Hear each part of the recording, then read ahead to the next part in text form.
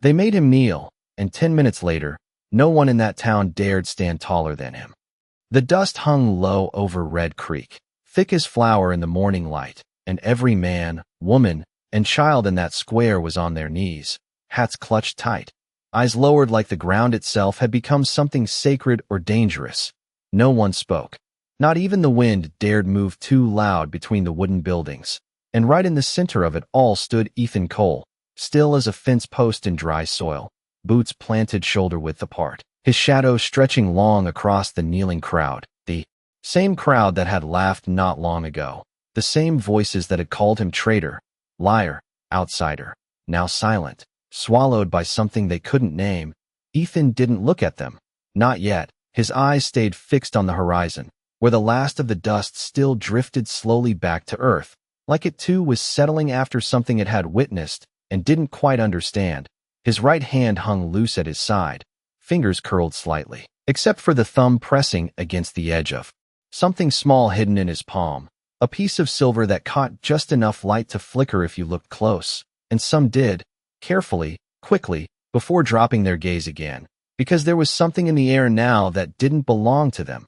Something older than the town, older than the roads that led in and out, older than the rules they thought they lived by, and it pressed down on their shoulders heavier than any sheriff's order ever had. A boy near the front shifted his knees.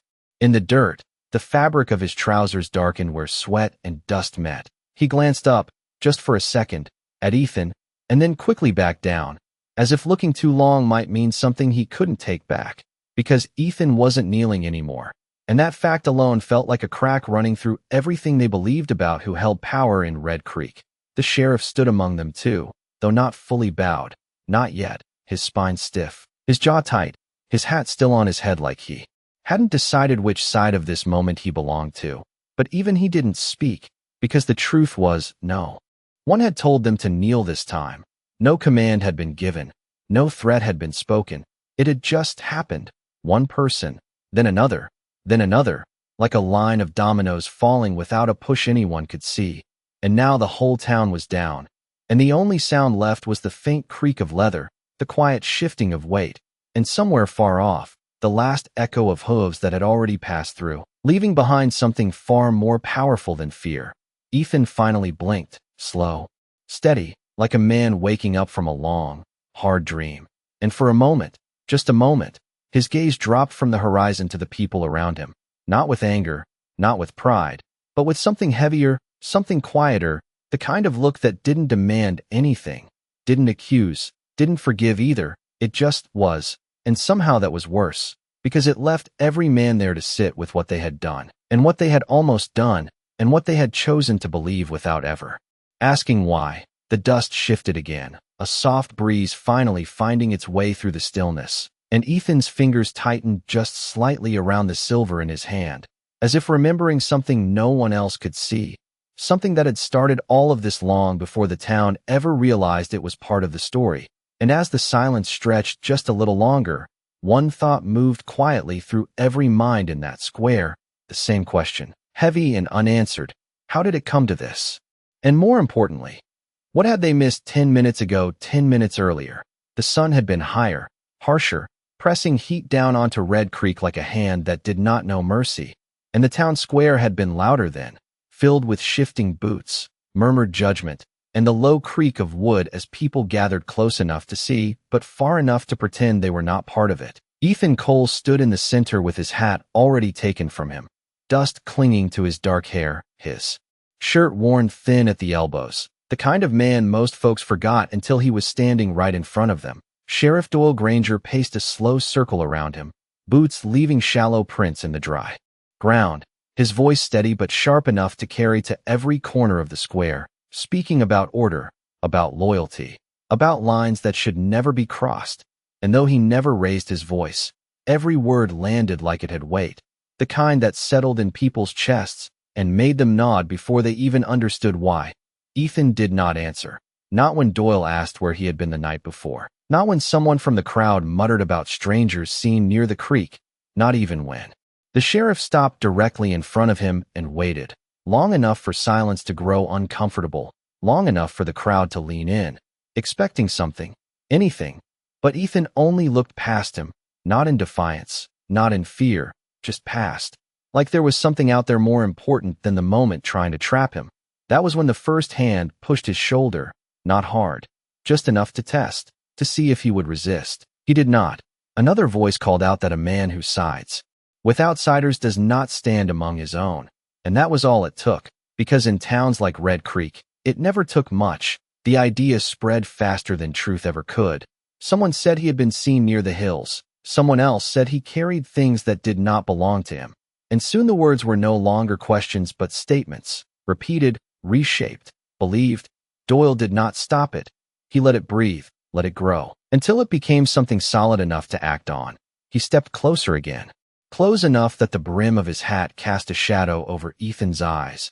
And in a voice quieter now, almost reasonable, he told him to kneel, not as punishment, he said, but as a show, a sign that he still understood where he stood in this town. The kind of request that was not really a request at all. The crowd stilled, waiting. A woman near the front tightened her grip on her shawl. A man behind her crossed his arms as if that made him part of the decision. And somewhere in the back, a child whispered a question that no one answered. Ethan remained standing for one breath, then another, his jaw set not in anger, but in something quieter, something heavier, and slowly, without looking at anyone, he bent, one knee first, then the other, until both pressed into the dirt. The sound of it was soft, barely there, but it carried through the square like a line being drawn. A few people shifted, some satisfied, some uneasy, though they would not admit it. Doyle nodded once, as if something had been restored, something invisible put back in its place, and he turned slightly, already speaking again, already shaping the moment into something the town could accept, something clean. But as Ethan knelt there, his hand moved just enough to brush against his shirt, fingers slipping inside to hold onto the small silver pendant hidden there, his thumb tracing its edge, not for comfort, not for strength, but for memory. And far beyond the edge of town, where the land opened wide and the horizon stretched thin under the heat, something stirred, something that had already begun moving long before anyone in Red Creek thought to question what they were doing. And the ground, though no one noticed yet, had already started to carry the faintest rhythm of hooves. The dust settled slowly around Ethan's knees, clinging to the fabric like it wanted to keep him there, as if the ground itself agreed with what the town had decided. And for a moment, everything felt still, too still, the kind of quiet that only comes when people believe they have done the right thing and no longer need to question it. Sheriff Doyle stepped back, brushing invisible dirt from his coat, already turning to address the crowd again, his voice carrying that same calm authority, explaining what this meant, what it proved, how order had been restored without trouble, without conflict. And most of them listened, because listening was easier than thinking. Easier than noticing the small things that did not quite fit, like the way Ethan's shoulders had not slumped when he knelt, or the way his head had not lowered in defeat, but simply tilted forward, as if he was waiting for something that had nothing to do with them. A man near the well shifted his weight and spat into the dirt, muttering that it was about time someone showed that rancher his place. Another nodded, though his eyes flicked once toward the road leading out of town, drawn by something he could not name. A faint unease that moved like a shadow just out of sight. And then there was the sound, soft at first, so soft it blended with the creak of wood and the shuffle of boots. A low rhythm that did not belong to the square, did not belong to the town at all. A woman near the edge turned her head slightly, frowning, as if she thought she heard thunder even though the sky was clear and wide and empty. The sound came again, just a little. Stronger this time, steady, repeating, like a heartbeat carried across miles of open land. Ethan's fingers tightened around the pendant hidden in his palm, not in fear, not in anticipation, but in recognition, like a man hearing a familiar voice long before he sees the face. Sheriff Doyle paused mid-sentence, just for a fraction of a second, the smallest break in his rhythm, but it was enough for others to notice, enough for the crowd to shift their attention, not to Ethan, not anymore, but outward, toward the horizon where the land met the sky in a thin line of pale light. And there, just barely visible, something moved, not fast, not yet, just a disturbance in the air, a rising veil of dust that did not come from wind alone, The boy who had whispered earlier squinted, trying to make sense of it, his small hand gripping his father's sleeve. And when he spoke this time, his voice was louder, enough for those nearby to hear. Enough for the question to spread before anyone could. "Stop it. What is that?"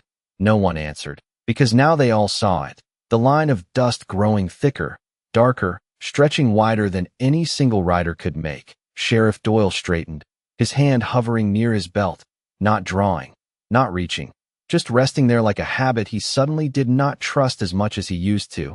The crowd shifted again, this time not with confidence, but with uncertainty. People stepping back without realizing it, creating space where moments ago they had. Crowded close. Ethan remained exactly where he was, still on his knees, still in the center, but something about him had changed, or maybe it was not him at all. Maybe it was the way the town was beginning to see him, not as a man being corrected, but as a man who had known something they did not, something that was now riding straight toward them across open ground. The sound grew louder, no longer something you had to listen for. Now it was there, clear, undeniable, hooves striking earth in a steady, measured rhythm, not hurried, not chaotic, but purposeful, like they had all the time in the world, and that made it worse, because it meant whoever was coming was not afraid. And as the first shapes began to form within the dust, dark against the bright horizon, one truth settled quietly into every mind in Red Creek. They had made a decision 10 minutes too soon. The shapes grew clearer with every passing second, no longer shadows or tricks of light, but riders, real and steady, cutting across the open land in a wide formation that stretched farther than anyone in Red Creek had expected. Not 5, not 10, but dozens, then more, until the line seemed to have no end. Their horses moved in rhythm, not rushed, not scattered, but controlled, like each step had already been decided long before they ever came into view. The sound of hooves filled the air now, deep and constant, pressing against the wooden walls of the town, settling into the bones of everyone standing there. Sheriff Doyle did not speak this time. Whatever words he had ready no longer fit the moment. His jaw tightened as his eyes fixed on the approaching riders, measuring, counting, recalculating something that no longer belonged to him. The crowd shifted again, but there was nowhere to go. The open square that had felt so certain minutes ago now felt exposed, too wide, too empty, a place where every movement could be seen and judged. Ethan remained on his knees, unmoving, his head slightly lowered, but his eyes now lifted just enough to meet the horizon, and there was no surprise in them, only a quiet acknowledgement, like a man watching something arrive exactly when he knew it would. The first rider broke from the line as they neared the edge of town, slowing, then stopping just beyond the last building. The others followed in a widening arc, surrounding not with force but with presence, filling the space with something that did not need to be explained. Their faces calm, unreadable, their posture steady, no weapons drawn, no voices raised, just silence carried on the weight of numbers. The dust they brought with them drifted through the square, mixing with the town's own, blurring the line between what belonged and what did not. A woman near the well lowered herself without realizing it, her knees touching the ground, as if her body understood something her mind had not yet caught up to. Another followed, then another, small movements at first, almost unnoticed, until the pattern began to form again, this time without command, without direction, just a quiet shift that passed from one person to the next. Sheriff Doyle remained standing, but even he stepped back, just half a step, as the lead rider dismounted, boots touching the dirt with a soft, deliberate sound. She moved forward alone, her presence cutting through the space not by force but by certainty. Her eyes passed over the crowd without stopping, without judgment, until they found Ethan, still in the center, still where they had left him. And for the first time since the riders appeared, something changed in the air, not tension, not fear, but recognition, the kind that settles deep and does not ask permission. Ethan's fingers loosened slightly around the pendant, the edge of it catching the light as his hand lowered just enough to reveal it, a small piece of silver, worn but unmistakable, the same symbol, reflected in the patterns woven into the rider's clothing. And as she stepped closer, stopping just a few feet from him, the entire town held its breath without knowing why. because whatever was about to happen did not belong to them anymore. It never had. And for the first time that morning, the silence was not theirs to control. No one moved when she stopped in front of him, not because they were told to stay still, but because something deeper held them there, something that did not need words to be understood. The woman stood tall, her shadow falling across Ethan where he knelt, and for a moment the two of them existed outside the town, outside the judgment that had been forced into place minutes earlier. Her eyes studied him, not searching, not questioning, but confirming, like someone who had already known the answer before arriving. Ethan slowly lifted his head the rest of the way, meeting her gaze without hesitation, without apology, and in that silent exchange something passed between them that no one else could read, something older than the town, older than the lines drawn between people who never took the time to understand each other. The sheriff shifted again, his voice finally breaking through the stillness, asking who they were, what they wanted, trying to reclaim something that had already slipped from his control. But the question did not land where he intended. It fell short, unanswered, because the woman never looked at him. She did not turn, did not acknowledge the badge or the authority it once carried. Her focus remained on Ethan, and then, without warning, without hesitation, she lowered herself, one knee touching the ground, then the other, her movement slow, deliberate, unmistakable. The dust rose gently around her as she knelt in front of the man they had just forced down, and the effect was immediate, not loud, not chaotic, but absolute. The riders behind her followed without a word, one by one. Then all at once, a line of motion that rippled outward until every single one of them was on their knees, heads lowered, hands resting calmly, as if this act carried more meaning than anything spoken in that square all morning. The town did not understand it, not fully, but they felt it, the weight of it pressing into their chests, into their thoughts, reshaping what they believed they had just witnessed. A man near the back swallowed hard, his eyes moving from the kneeling riders to Ethan, then back again, as if trying to find the version of this moment that made sense. But there was none, not anymore, because the story they had told themselves minutes ago no longer fit what was happening now. Ethan remained where he was, still on his knees, but no longer alone, no longer reduced. The space around him had changed, filled with something that did not need defense, did not need explanation. The woman finally spoke then, her voice calm, steady, carrying just enough to reach every ear in the square. And though her words were simple, they landed with a clarity that left no room for doubt. She said that this man had once stood when no one else would, that he had chosen what was right when it cost him something, and that today they had come not to take, not to threaten, but to return that moment, to give back what had been offered without expectation. The sheriff's hand dropped slowly from his belt, his posture no longer certain, no longer anchored in the authority he thought he held, because what stood before him now was not a challenge, not something he could command or correct. It was something he had never prepared for, something that did not follow his rules. And as the silence settled once more, heavier than before, the truth moved quietly through the town, not shouted, not declared, but understood all the same. They had not just misjudged a man. They had misunderstood something far greater. And now, with every rider kneeling, with every eye lowered, the question was no longer what would happen next, but whether anyone in that square still had the courage to stand the way he had. The words settled into the square like dust after a long ride, slow and unavoidable, and no one spoke because there was nothing left to argue with, nothing left to twist into something easier to accept. The truth had arrived without raising its voice, and it stood there now, quiet and unshakable. Ethan felt it before he saw it. The shift in the air, the way the weight around him changed from pressure to something else, something lighter but no less powerful. He opened his hand slowly, the silver pendant resting in his palm, catching the sun just enough to reflect a faint glimmer across the woman's face. Her eyes dropped to it for a moment, and for the first time since she arrived, something softened there.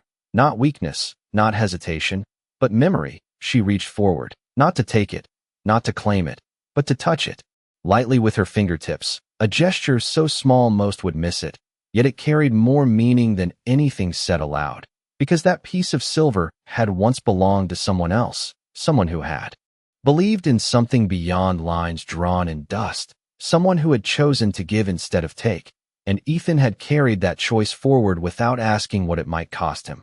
The riders remained still behind her, their presence no longer overwhelming but steady, like a line drawn not to divide but to remind. The townspeople began to shift again, but this time not from uncertainty, from understanding, slow and reluctant, but real. The man who had spat earlier lowered his eyes first, his shoulders dropping as if something inside him had finally given way. The woman near the well followed, then the boy, then others, each movement small, almost invisible on its own, but together forming something undeniable, a quiet surrender not to force, but to truth. Sheriff Doyle stood alone now, the last one upright among a sea of bowed heads, his badge still catching the light, but no longer holding the weight it once did. He looked at Ethan, really looked this time, not as a problem to solve, not as a man to correct, but as something he had failed to see when it mattered. His hand moved slowly, not toward his belt, not toward authority, but upward, removing his hat, holding it against his chest as he hesitated for one long second. A moment stretched thin between who he had been and who he might still choose to be, and then, without announcement, without command, he bent, his knee meeting the dirt in the same place Ethan's had not long ago. The sound was soft, almost lost in the stillness, but it carried farther than anything he had said all morning, because this time it meant something different. It was not about power, not about control. It was about recognition, about finally understanding what could not be forced into place by words or position. The rest of the town followed fully now, no hesitation left, no doubt to hide behind, until every person in that square knelt in silence. The only man still standing was the one they had tried to bring down. Ethan rose. Slowly, not with triumph, not with pride, but with a quiet steadiness, brushing the dust from his knees as if it had never held him there in the first place. He looked around once, taking in the bowed heads, the still figures, the moment that had reshaped something deeper than any of them had expected, and then his gaze returned to the woman in front of him.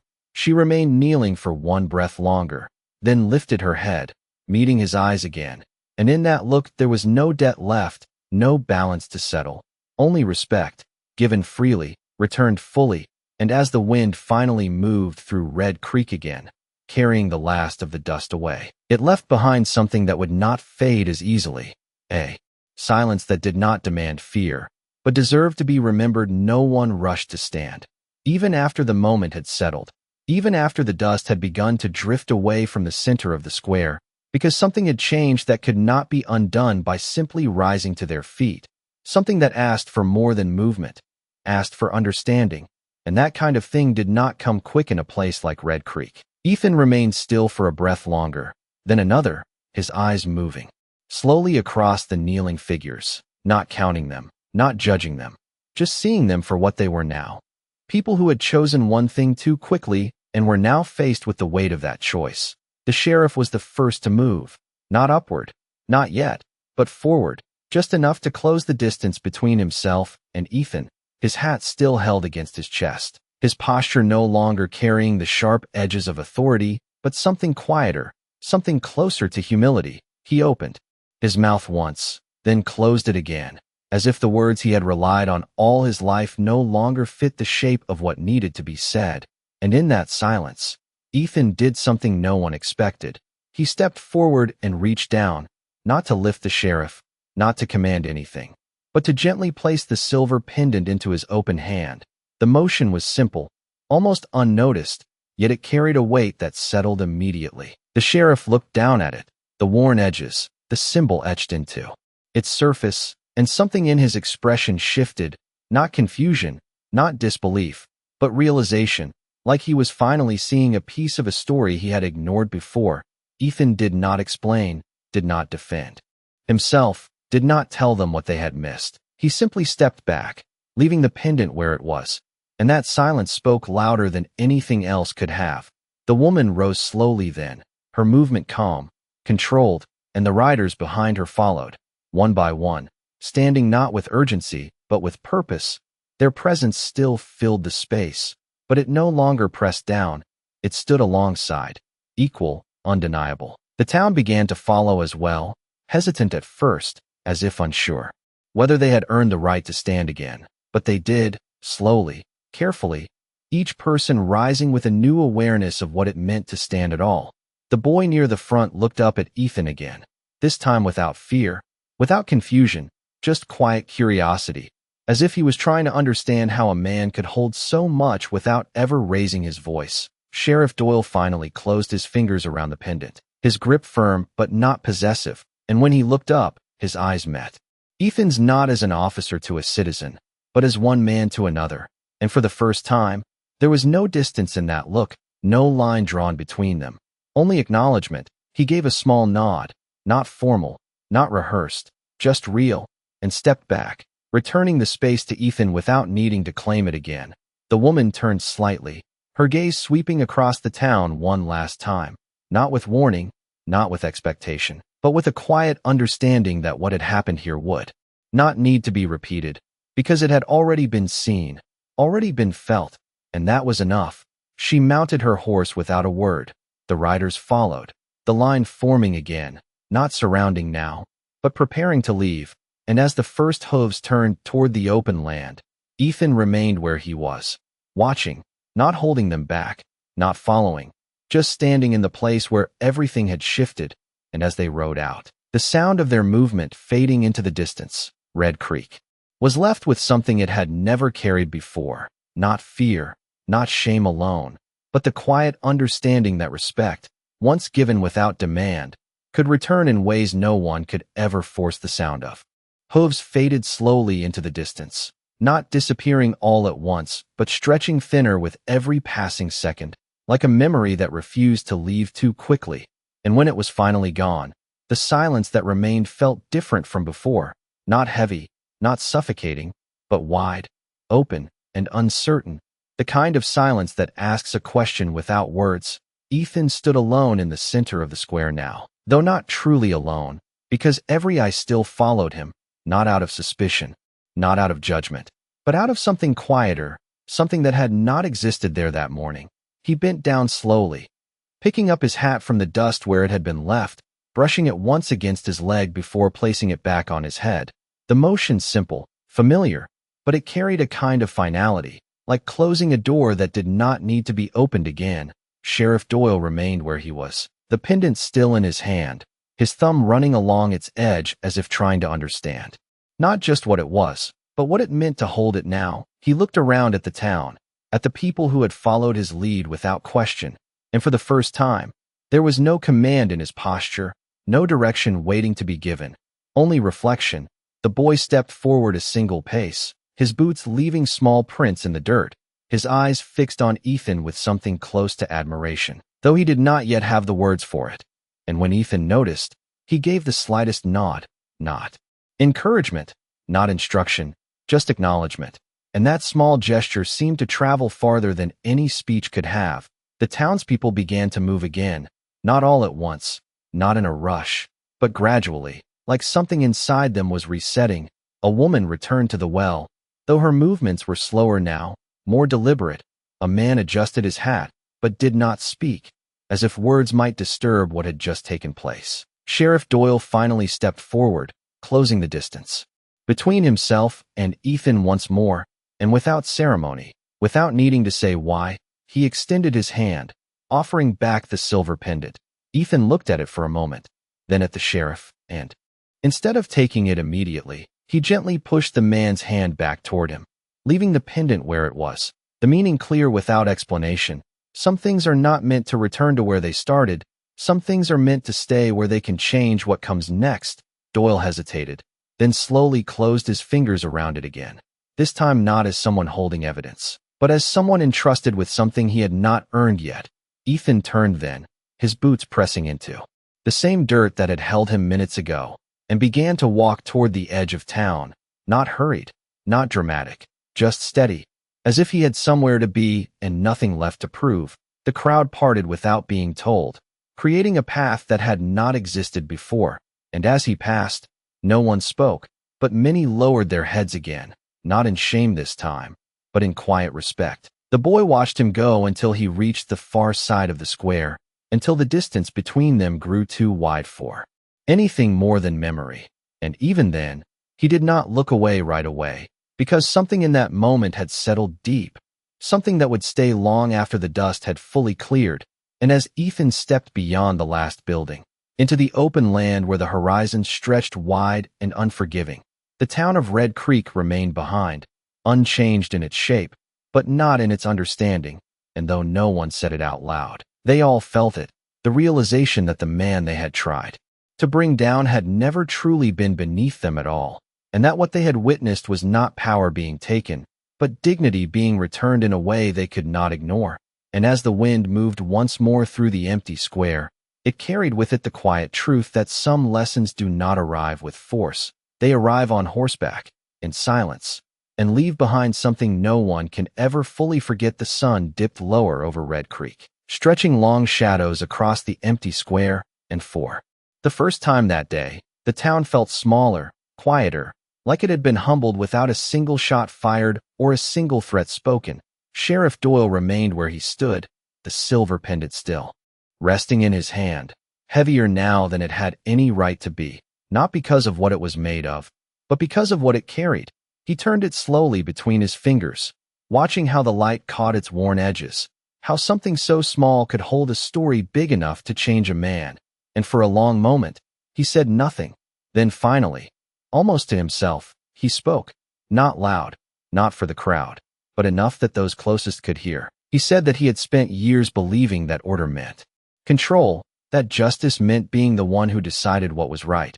But now he understood that sometimes the truth stands quietly in front of you, waiting to see if you will recognize it before it walks away. No one answered, because there was nothing to argue with, only something to carry forward. The boy stepped closer again, looking up at Doyle this time, then down at the pendant, his voice small but steady as he asked what it meant. Doyle looked at him, really looked, and instead of giving a quick answer, he knelt down to the boy's level, holding the pendant out so the child could see it clearly.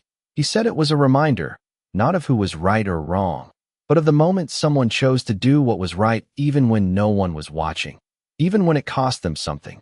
The boy nodded slowly, as if that made more sense than anything else he had heard that day, and Doyle placed the pendant gently into the boy's hands, not as a gift, but as something to hold for a while, something to remember. The town began to move again, truly move this time, people returning to their work, their routines, but not in the same way, not with the same certainty they had carried before. There was hesitation now, reflection, a quiet awareness that every choice, no matter how small, could echo farther than they ever expected.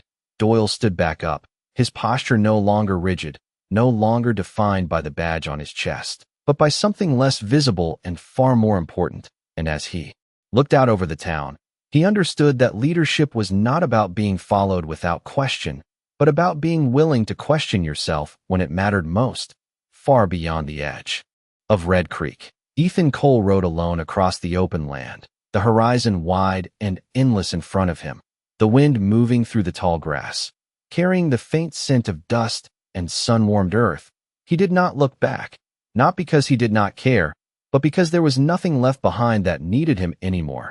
Some things were meant to be faced once, and then left where they belonged.